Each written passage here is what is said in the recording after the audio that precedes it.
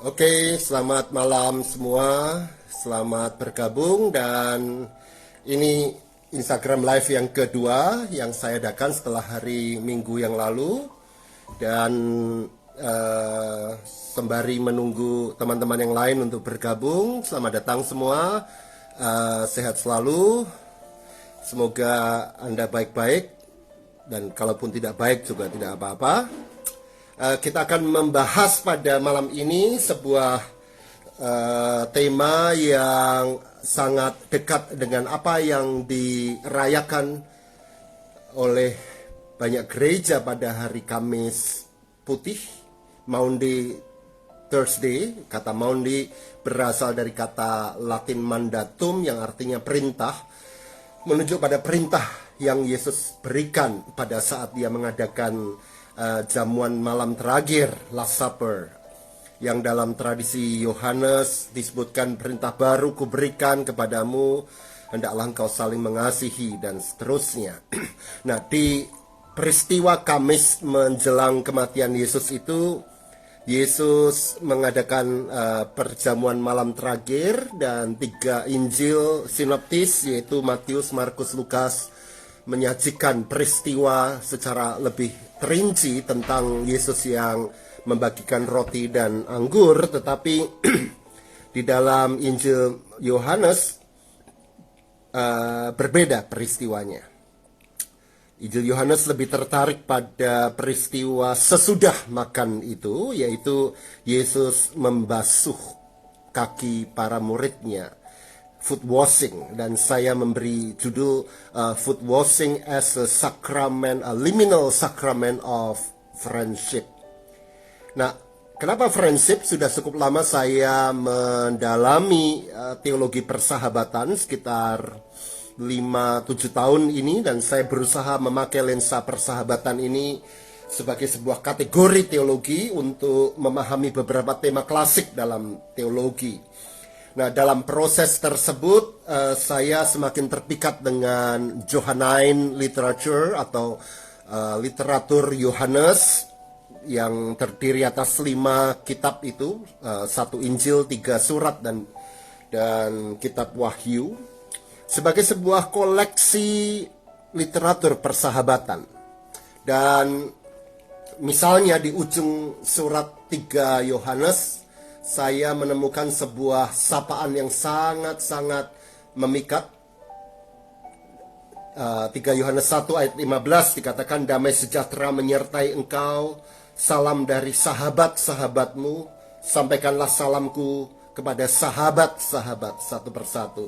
Nah, menarik, greetings atau sapaan ini sebenarnya mencerminkan eklesiologi semacam apa yang terkandung di belakangnya, dan salam gerejawi versi 3 Yohanes ini sebenarnya juga mencerminkan sebuah corak eklesiologi persahabatan begitu. Nah, lebih dari itu, kalau kita menstudi lebih dalam literatur Johannine atau Yohanes ini, maka menjadi jelas bahwa eklesiologi persahabatan ini mengakar kuat pada teologi trinitarian yang juga dipahami sebagai persekutuan sahabat, begitu. Ya, apa yang jelas adalah bahwa Injil Yohanes memakai kata kasih itu sebagai agape, tetapi agape Allah itu disamakan sebenarnya dengan persahabatan, kasih persahabatan atau filia Allah, bahkan diperdalam. Dengan kata lain, filia adalah wujud konkret dari agape yang mau mengorbankan dirinya, dan di sini kita ingat pandangan seorang teolog awal abad yang ke-20 yang bernama Anders Nygren. Anders Nygren menulis sebuah buku yang berjudul Agape and Eros, dan dia memiliki sebuah pandangan yang sangat hierarkis tentang cinta. Agape paling atas, filia baik tetapi sekunder, dan lawan dari cinta yang baik adalah eros yang mengarah pada diri sendiri. Dan pandangan Anders Nygren ini walaupun banyak dipakai oleh pendeta-pendeta sampai saat ini, sebenarnya sudah ditolak oleh banyak teolog. Di dalam Injil Yohanes tidak seperti itu ternyata. agape dalam Injil Yohanes tidak ditujukan kepada orang berdosa sebagai sebuah unconditional love seperti yang dipahami oleh Anders Nygren, tetapi bahkan ditujukan dari sang bapa kepada sang anak. Itu bahkan cinta bapa kepada anak itu, sang bapa kepada sang anak dalam persekutuan trinitaris itu pun kerap kali diganti bukan dengan agape tetapi dengan filia. Misalnya dalam Yohanes 3 ayat 35, bapa mengasihi anak, agapa yang dipakai. Tetapi di dalam Yohanes 5 ayat 20 dikatakan sebab bapa mengasihi anak, filei. Jadi tidak benar ketika dikatakan bahwa agape lebih luhur dari filia. Sebab bahkan kalau kita melihat dalam Yohanes 15, tidak ada kasih yang lebih besar daripada kasih seorang yang memberikan nyawanya kepada sahabat-sahabatnya. Dengan kata lain, filia adalah kasih yang terbesar dalam konteks pengorbanan seorang sahabat kepada sahabatnya. Bukan cuma itu, Injil Yohanes juga sebenarnya menangkal konsep hierarkis dari Anders Nygren itu dengan memberi dimensi eros bagi cinta kasih Allah bahkan. Misalnya Yohanes 14 ayat 23, jika engkau mengasihi aku. Perhatikan kata jika, dengan kata lain kondisional. Jika engkau mengasihi aku, maka atau jika seseorang mengasihi aku, ia akan menuruti firmanku dan Bapakku akan mengasihi dia. Jadi ini erotik sekali. Atau Yohanes 10 ayat 17, Bapa mengasihi aku oleh karena aku memberikan nyawaku untuk menerimanya kembali. Jadi sangat bersyarat, sangat erotik. Maka tidak heran jika filia kemudian menjadi sebuah bentuk paling konkret dari agape di dalam Injil Yohanes dan bahkan dalam seluruh literatur Yohanes.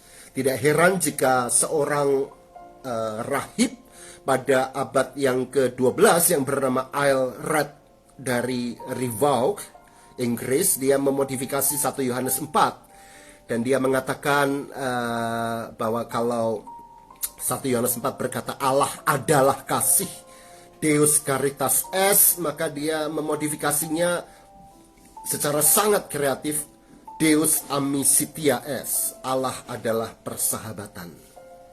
Nah, secara khusus untuk filia ini, tampaknya Injil Yohanes sangat memberi penghargaan besar sebagai sebuah bentuk agape yang lebih lanjut, agape yang rela berkorban, begitu. Persahabatan adalah kasih yang menghidupkan si sahabat, walaupun untuk itu seseorang bersedia mati untuk sahabatnya. Jadi, filia adalah agape yang menyerahkan nyawa untuk sang philos atau sahabat itu. Nah, kata kuncinya adalah menyerahkan. Dalam bahasa Yunani-nya titemi. Saya akan bandingkan dua ayat misalnya. Dalam Yohanes 10 ayat 11 dikatakan akulah gembala yang baik. Gembala yang baik memberikan, titesin dari kata dasar titemi, memberikan nyawanya bagi domba-dombanya. Dengan cara yang kurang lebih sama, Yohanes 15 ayat 13. Tidak ada kasih yang lebih besar daripada kasih seorang yang atau titemi, memberikan nyawanya untuk sahabat-sahabatnya. Dengan kata lain, bagi Yohanes, sahabat dan gembala itu, friend and pastor, philos and poimen, itu sama. Maka teologi pastoral adalah teologi persahabatan. Keduanya ditandai dengan kerelaan untuk memberikan nyawa bagi yang lain.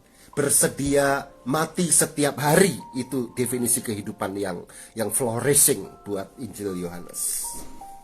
Nah, dengan seluruh background ini, izinkan saya untuk mendekati kisah pembasuhan kaki, foot washing dalam Injil Yohanes. Kisah ini sangat berbeda dari kisah-kisah Last Supper dari Injil sinoptis. Tidak ada penetapan perjamuan malam yang melibatkan roti dan anggur, namun simbolnya diganti dengan basi, dengan baskom, dengan kain lenan yang diikatkan di pinggang Yesus dengan air yang membasuh kaki. Ada penetapan, namun isinya berbeda. Kalau kita membaca Yohanes 13, saya undang Anda membuka Alkitab Anda.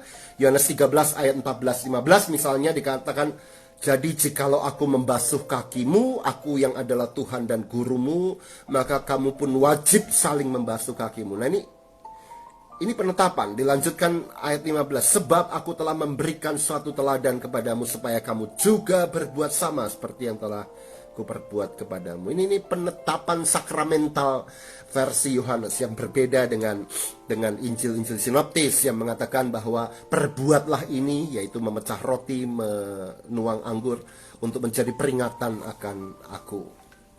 Ya, nah ini menarik sekali. Sebagian Anda mungkin pernah membeli buku Kerajaan yang Sungsang, tulisan dari Donald Kraybill. Judul aslinya adalah The Upside Down Kingdom. Dan di sana dia mengatakan bahwa semua kerajaan itu memiliki flags, memiliki bendera, simbol kebanggaan yang biasanya majestic, biasanya sangat anggun dan agung. Tetapi kerajaan Allah juga memiliki flags dan simbol, tetapi simbol yang justru sangat rendah. Simbolnya adalah palungan, simbolnya adalah keledai, simbolnya adalah baskom atau basi, simbolnya adalah mahkota duri, simbolnya adalah salib, simbolnya adalah kubur yang kosong. Jadi sebuah kerajaan yang terbalik, yang upside down. Nah, menarik dalam Injil Yohanes 13 tentang pembasuhan kaki ini, pada ayat yang kedua dikisahkan Yesus dan para murid makan bersama. Dan disitulah mungkin kemudian yang difokuskan oleh para penginjil sinoptis, makan bersama, dan peristiwa pembasuhan kaki itu terjadi sesudah makan itu. Ya, Yohanes tidak memberi perhatian cukup banyak pada makan itu, pada roti itu, karena dia sudah membahas itu di Yohanes pasal yang ke-6, akulah roti kehidupan. Yang menarik adalah ayat 4. Dikatakan pada Yohanes 13 ayatnya yang ke-4 itu begini. Lalu bangunlah Yesus dan menanggalkan jubahnya. Ia mengambil sehelai kain lenan dan mengikatkannya pada pinggangnya. Bangunlah Yesus dan menanggalkan jubahnya. Nah, mungkin Anda bisa menebak kata menanggalkan dalam bahasa Yunaninya apa? Titemi, titesin. Kata yang persis sama yang dipakai di Yohanes 10, gembala yang baik menyerahkan nyawanya, dan Yohanes 15. Tidak ada kasih yang lebih besar daripada kasih seorang yang memberikan nyawanya kepada sahabatnya. Kata yang sama dipakai ketika Yesus menanggalkan jubahnya, titesin. Dengan demikian terkoneksilah secara teologis peristiwa pembasuhan kaki ini dengan sebuah konsep persahabatan itu. Jadi argumen saya adalah bahwa dengan adegan pembasuhan ini, maka bukan hanya didemonstrasikan perendahan diri atau penghambaan seperti yang selalu kita khotbahkan atau kita dengar dari khotbah atau PA, bahwa pembasuhan kaki itu lambang penghambaan karena Yesus merendahkan diri. Itu benar, tapi bukan hanya itu, tetapi lebih dari itu, penghambaan itu menuntun kepada sebuah sikap sikap ilahi yang menciptakan persahabatan. Jadi at the end yang penting adalah terciptanya sebuah komunitas sahabat itu. Nah, karena itu konsisten dengan dua pasal sesudahnya ketika Yesus berkata, aku tidak menyebut kamu lagi hamba, tetapi aku menyebut kamu sahabat. No longer servants but friends. Kenapa tidak lagi hamba? Karena adegan hamba itu sudah diambil oleh Yesus di dalam Yohanes pasal 13. Dan maka terciptalah sebuah sebuah persahabatan baru karena Yesus yang merendahkan diri dan memunculkan relasi persahabatan itu. Gitu. Nah, menarik bahwa tindakan Yesus itu one directional. Yesus yang membasuh kaki. Tapi kemudian karena itu tidak timbal balik, Yesus tidak mengharapkan para murid untuk membasuh kakinya. Yesus mengharapkan efeknya adalah sebuah tindakan saling membasuh di antara para murid. Dan itu tindakan para sahabat. Ayat 14 misalnya. Jadi jikalau aku membasuh kakimu, aku yang adalah Tuhan dan gurumu, maka kamu pun wajib saling membasuh kakimu. Anda lihat ada dua model di sini. Yang pertama adalah one directional. Yesus melakukannya pada para murid sehingga terciptalah persahabatan, dan sebagai komunitas persahabatan itu mereka saling membasuh. Tidak lagi satu tuan dan satu hamba, tapi sahabat kepada sahabat. Jadi, jikapun ini adalah tindakan perhambaan, yang pasti adalah terciptanya persahabatan itu. Tapi baik, saya sejenak akan meninggalkan Yohanes 13. Saya tidak akan membahas panjang Yohanes 13 ini, dengan catatan kecil bahwa tradisi ini memang kemudian dilanjutkan di gereja sampai hari ini melalui pembasuhan kaki. Biasanya dilakukan para pendeta majelis, ya, kakak rohani membasuh yang secara tidak sadar mengandaikan ada hierarki yang di atas membasuh kaki yang di bawah. Dan itu terus dimunculkan oleh gereja melalui sebuah tradisi yang disebut sebagai pedilavium atau pembasuhan kaki. Situsnya, nah ini yang penting, situsnya adalah gereja internal sampai hari ini. Nah, itu kita sisihkan dulu. Nah, saya ingin bercerita sekarang. Pada tanggal 28 Maret 2013, 2 minggu sesudah Paus Fransiskus diinaugurasi sebagai Paus, dia merayakan Kamis Putih dan terjadi pembasuhan kaki. Yang menarik adalah bahwa pembasuhan kaki itu dilakukan tidak sebagai pedilavium di gereja seperti para paus sebelumnya, tapi Paus Fransiskus melakukannya di penjara di Italia. Heboh sekali. Banyak orang yang komplain, wah ini melanggar tradisi. Dan di penjara itu yang dia basuh adalah para kriminal, pembunuh, pemerkosa, ada perempuan, ada Islam, Kristen.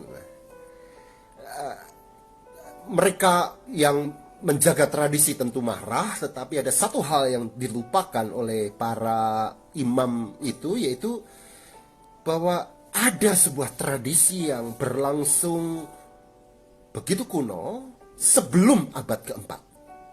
Tradisi yang sangat marak pada abad yang kedua dan ketiga dari gereja mula-mula, yang dilakukan di penjara. Dan itu yang dibangkitkan ulang oleh Paus Fransiskus bagi orang-orang yang tersingkir di penjara itu. Yang melakukannya bukan pemimpin gereja, bukan imam, bukan pastor, apalagi paus, tetapi yang melakukannya adalah perempuan dan janda-janda di penjara-penjara abad kedua dan ketiga. Nah, kenapa abad yang keempat kemudian hilang? Menurut hemat saya, karena kita ingat tahun 313 terjadi sebuah peristiwa penting, Edict Milano, ketika Konstantinus kemudian mengadopsi gereja yang tadinya ditekan, dianiaya menjadi agama negara, dan kemudian gereja tidak lagi menjadi counter culture, tetapi gereja kemudian menjadi sangat birokratis, hierarkis, dan kemudian adegan pembasuhan itu diadopsi oleh para diaken, dan kemudian menjadi sebuah ritual yang sifatnya formal, sifatnya gerejawi sekali. Sesuatu yang sangat-sangat punya nilai misional, nilai sosial. Perempuan membasuh para kriminal di penjara kemudian menjadi hilang. Ketika saya merenungkan ini, saya terhenyak karena mungkin apa yang terjadi di gereja mula-mula abad 2 dan 3 pada masa martirdom itu sebenarnya menjadi penerus dari sebuah tradisi yang bahkan muncul sebelum Yesus.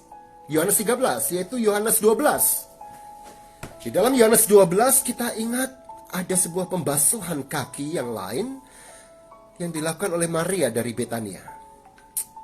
Membasuh kaki Yesus dengan minyak narwastu yang mahal harganya itu.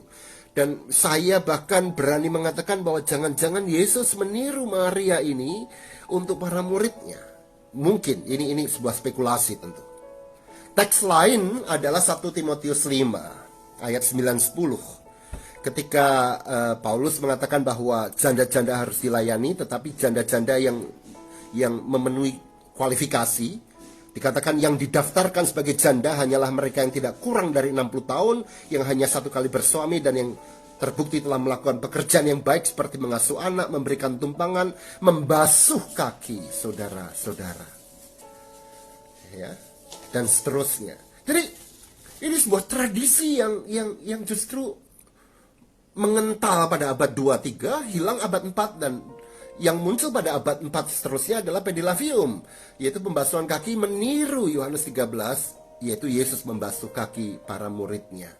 Bahkan tradisi ini sebagai sebuah hospitality kepada orang asing ini, orang yang tersingkir ini, lebih jauh lagi di perjanjian lama. Kalau kita melihat misalnya kejadian 18, kejadian 19, kejadian 2, banyak sekali yang menyebutkan bagaimana penyambutan tamu itu dilakukan dengan pembasuhan kaki. Dan bahkan banyak tulisan Bapak Gereja abad yang kedua yang menulis tentang praktek ini. Misalnya Peregrinus, Tertullianus, Perpetua menulis tentang praktek pembasuhan kaki oleh para perempuan dan janda ini di penjara-penjara. Tertullianus misalnya dalam tulisannya yang berjudul Ad Usecrum, dia menulis begini: siapa yang akan tahan dengan merangkaknya perempuan itu ke penjara untuk mencium rantai yang mengikat si martir? Atau dalam hal ini untuk bertemu dengan saudara-saudara untuk bertukar cium, untuk menuangkan air ke kaki orang-orang kudus, untuk berbagi makanan dari cangkirnya, dan seterusnya. Jadi ini praktik yang powerful sekali.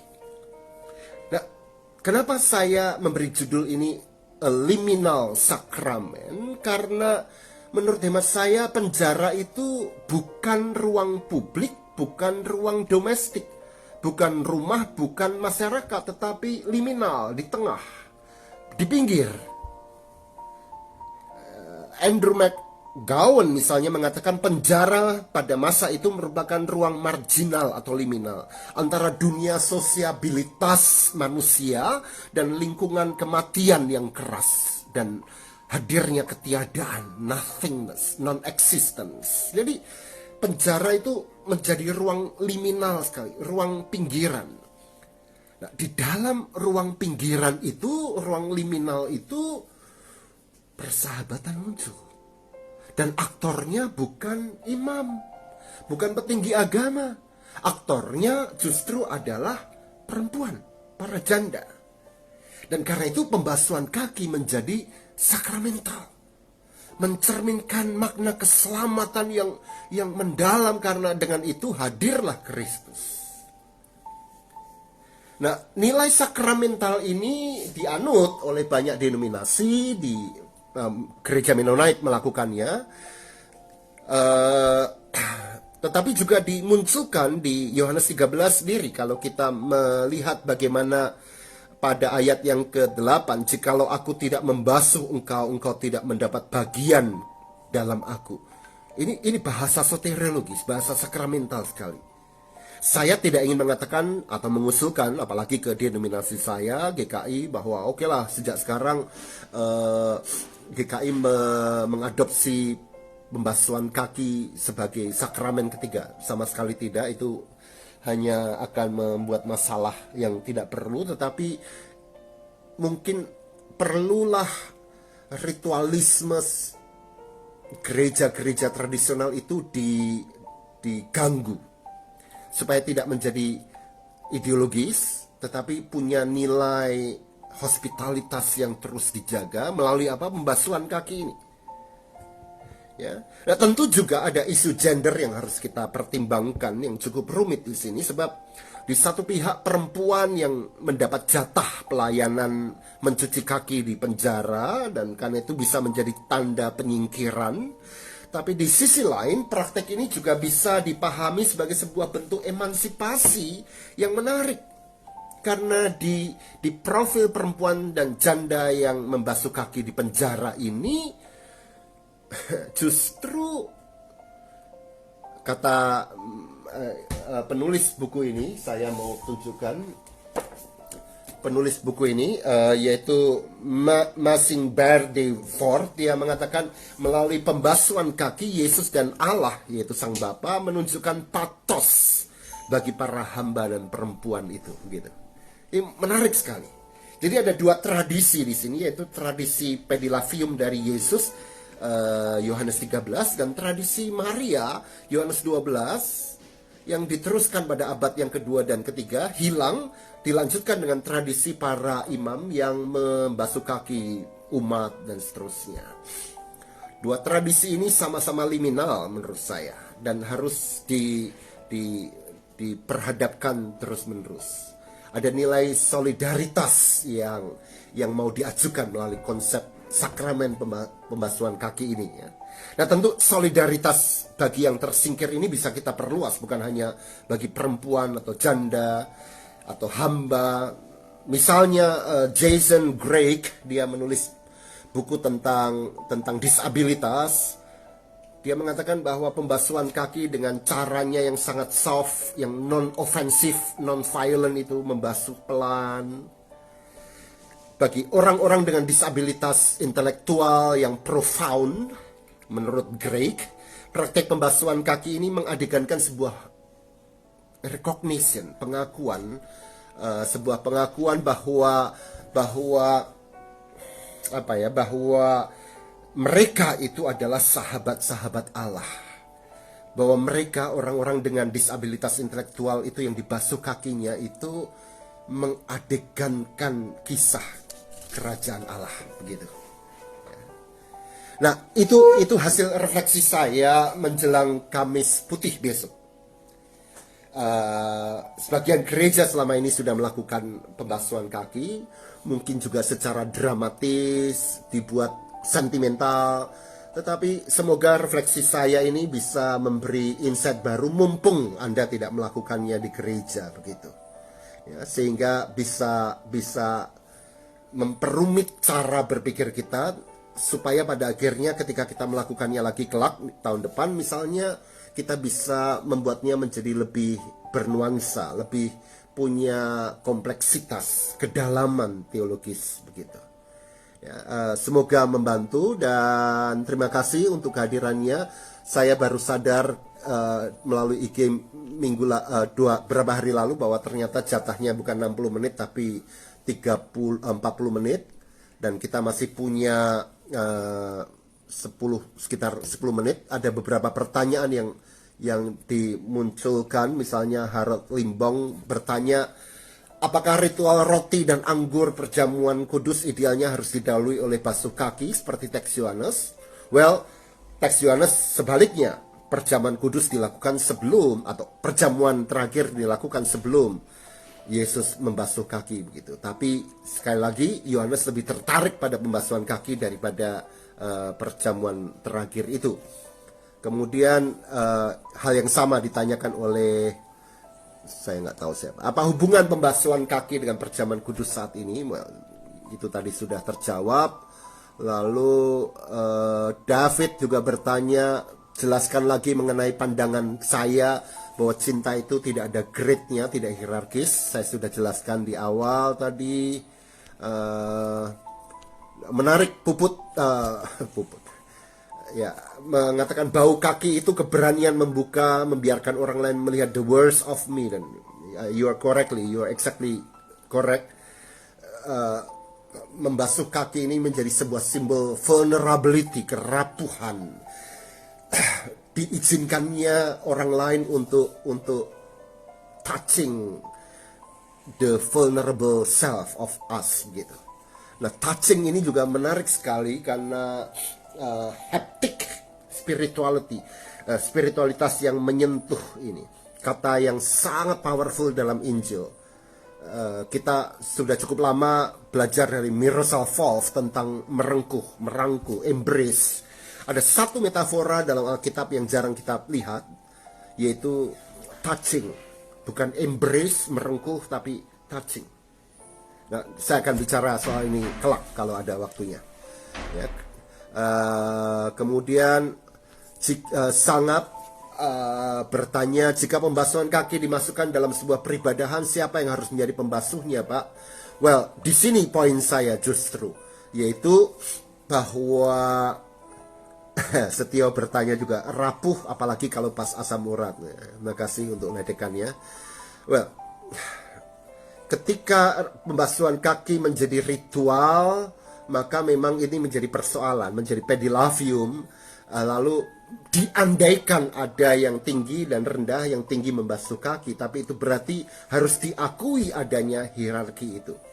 Ya, maka saya mengusulkan tradisi lain, yaitu tradisi perempuan yang membasuh kaki di ruang-ruang liminal itu. Jadi poinnya bukan pada perendahan diri, tapi persahabatan di ruang liminal, di ruang border, di ruang tubir-tubir, di ruang pinggiran itu, begitu. Itu poin saya. Iya, Hendra bertanya, Petrus minta sekalian tangan dan kepala, apakah tradisi cuci tangan dan kepala? Tidak ada tradisi cuci kepala, itu namanya keramas. Oke? Well, kira-kira itu pertanyaan yang diajukan pada saya.